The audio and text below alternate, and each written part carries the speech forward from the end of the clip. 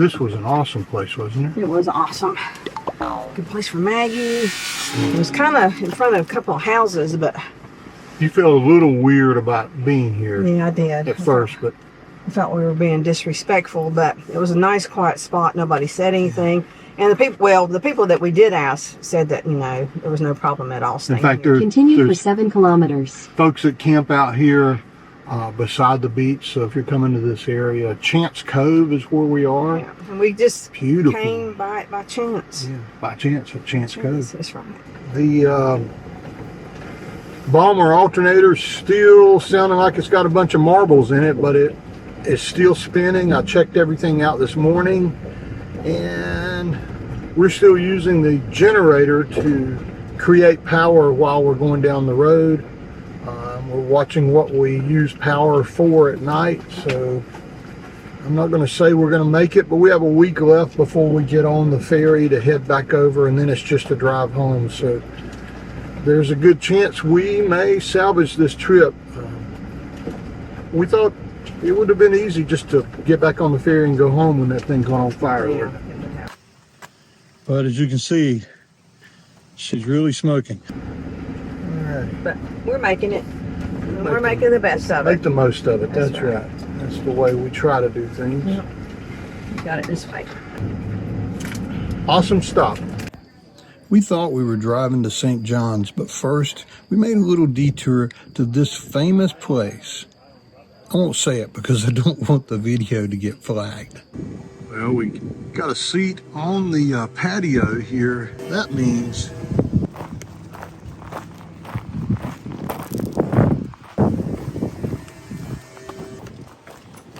right up here. Over here. This way. This way. Nope. Nope.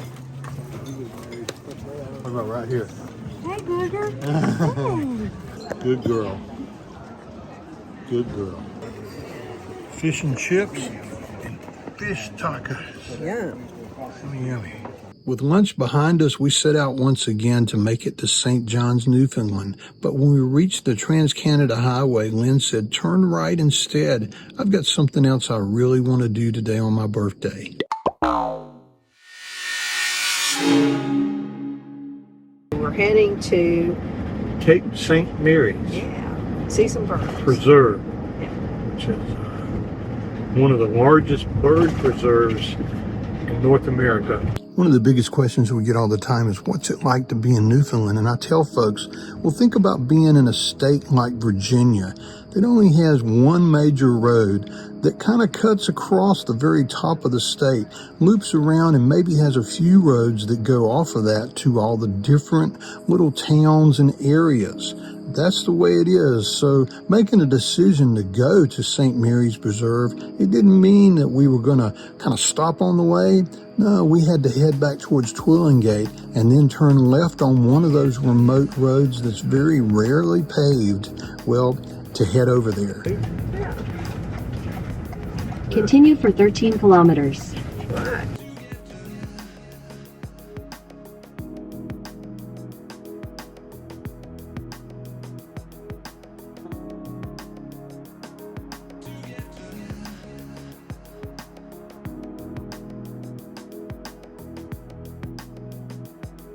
For us, this ecological reserve embodies why we chose to travel. You see, we travel to put ourselves in places, challenges, and situations we've never seen or experienced before. Such was the case with our trek to hike out and see the largest colony of the northern gannets in North America, where over 30,000 of these biggest seabirds call home each summer. Lynn's birthday wish was to use her amateur camera to capture at least one frame-worthy photo of these magnificent birds. If you're thinking of going to this remote island, hopefully what follows will convince you it's worth the distance traveled. If going in person is not in the cards for you, then hopefully this can give you a taste of this experience. But nothing can come close to being there. The smell of the ocean, the seagrass, and the birds. Nothing can compare to what 30 to 40,000 gannets singing for their food and attention sounds like when you're that close to them. And nothing compares to seeing these acrobats in person, sometimes flying so close to you that you can feel the air move on your neck as they swoop by. Faced with the choice of a big city of close to 500,000 people or a remote area on a remote island where more birds visit each year than people, well, I believe Lynn chose wisely. And we hope you enjoy reliving this experience with us.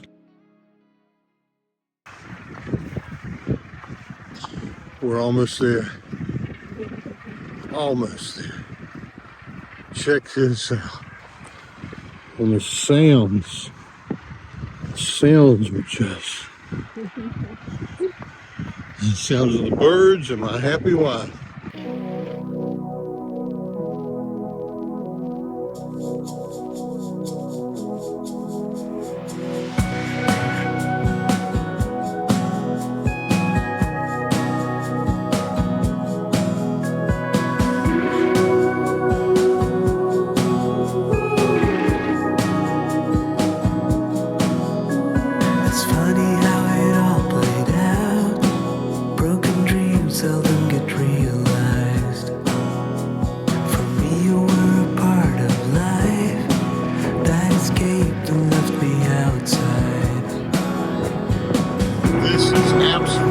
Spectacular.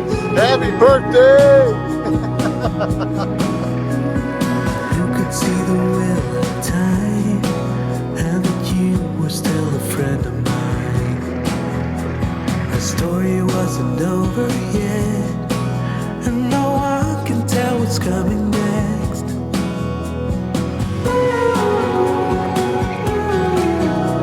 The journey is not ours to control.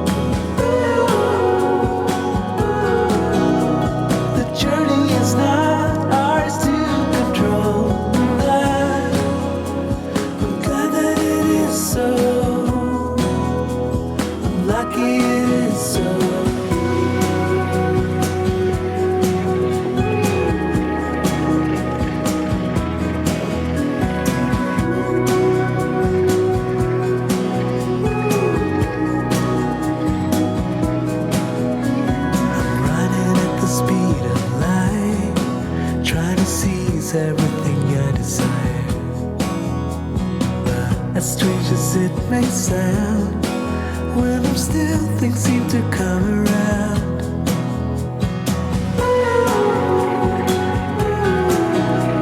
The journey is not ours to control. The journey is not ours to control.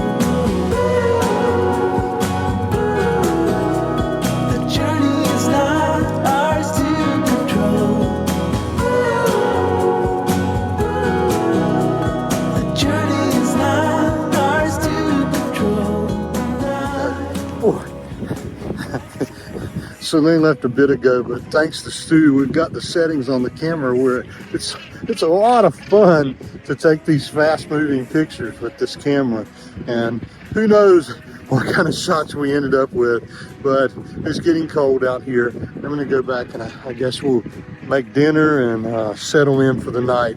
What a day, what a day.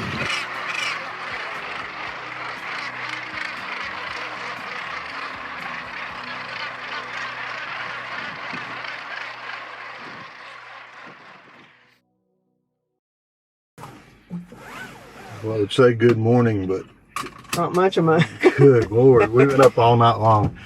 We've had winds that probably topped out at 70 miles an hour here, constantly blowing, I don't know, 35 to 45. Camping right on a sea cliff like this. yeah, probably not the best idea. Looking at the weather, we should have moved away and got further inland. But even inland today, we're going to have constant winds at 12 o'clock, almost 40 miles an hour. So I think both we left the Starlink up last night. Is that what you were worried the most about? Yeah, I couldn't sleep because I was worried about that stupid dish blowing off. And I got out there this morning in the dark, finally around 4:30, and took it down, put it in the back But here. it was fine. It had ridden fine. There was no issues at all. So we're going to leave Cape St. Mary's and head, I guess, at least a little further inland. And then take a nap, maybe. More like take a sleep. Here, let me show you what it looks like. You see the building back behind us and the amount of fog, and it's going to be a test to drive out of here in all this wind. And fog. It's and as if it wasn't, when the fog rolled in too, I guess you know what happened. That's a lighthouse, and it is a navigational lighthouse. And well, it started doing this little foghorn thing too. So I couldn't really even hear the foghorn couldn't from all hear the it all. rain and the wind. all right, well, enough yakking. Let's see if we make it out of here. Well, this little one-lane road out of here should be interesting if we meet somebody. No.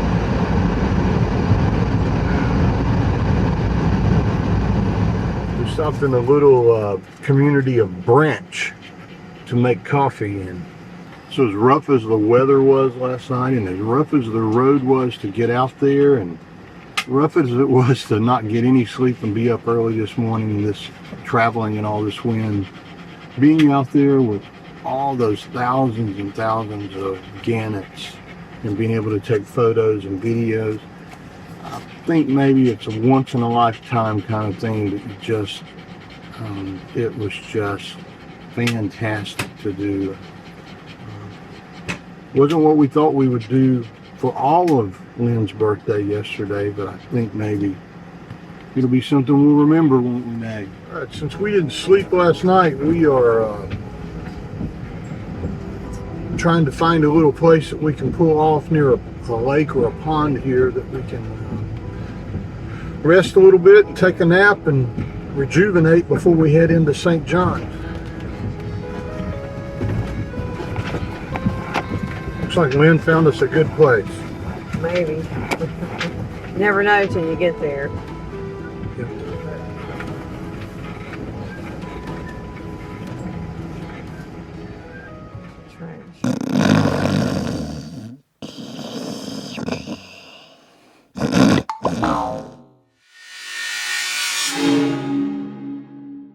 We're going into St. John's.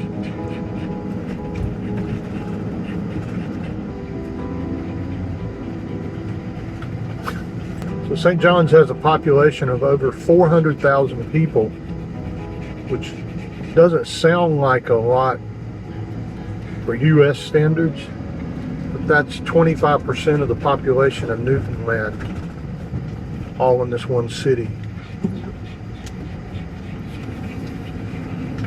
I think they're all out walking around today too. I don't know for sure, but they might be. Signal Hill? This is Signal Hill Battery Road. This is What are you taking? I'm taking my coat, my boggin, my gloves. What are you taking, Maggie? Maggie, what do you want to take? You want your coat? Do you want to wanna go? Do you? You want to go? Oh, I can't get through there. Your body's too little. The gap's too little, Mama. My body's too big. Yeah.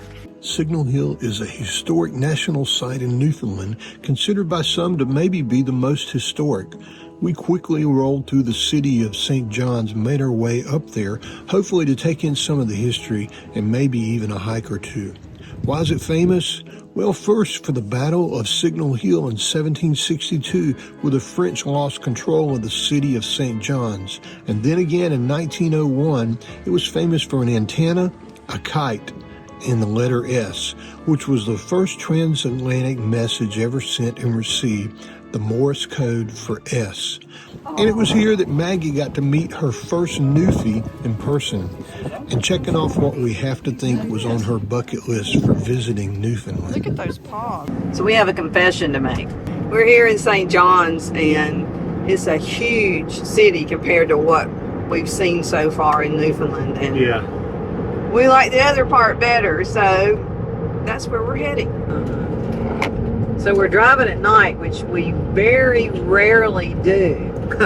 And you'll never guess where we ended up. We'll show you in the morning.